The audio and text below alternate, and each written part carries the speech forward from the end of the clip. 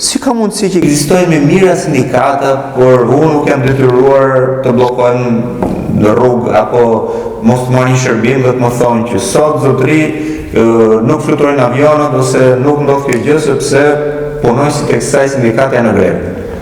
Atëherë, në gjuhën sindikale këto sindikata që ekzistojnë por nuk funksionojnë janë sindikatat e verdha. Pra, janë konform sistemit, nuk funksionojnë. Në Shqipëri ka mira sindikata. Nuk keni dëgjuar ndonjëherë të ndryshojnë sistemin sepse janë pjesa e këtij sistemi. Siç kanë qenë në kohën e komunizmit, që ishin bashkime profesionale.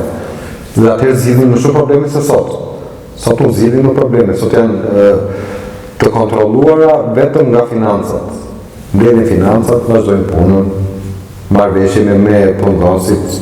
Nuk e punëmarrësi është gjëja e fundit e atyre intereson. Po të kishte sindikata, siç ka Europa, siç ka bota, ndrimi i pushteteve nuk do bëjnë dhe me ndrimin e punojësve të administratës siç ndodh vetëm në Shqipëri. Pse ndodh në Shqipëri? Sepse nuk ka sindikata. Po të kishte sindikata në Shqipëri nuk se fiton një parti apo një tjetër, nuk do kishte shumë rëndësi për një punojës në punës thjesht të shtetit. Kurse sot, që nga sanitari deri te drejtori duhet të ikin sepse erdhi një parti tjetër. Kjo është që ndryshon nga Europa. Nuk duhen gjëra të mëdha për të ndryshuar sistemin. Sindikatët janë ato që ndryshojnë.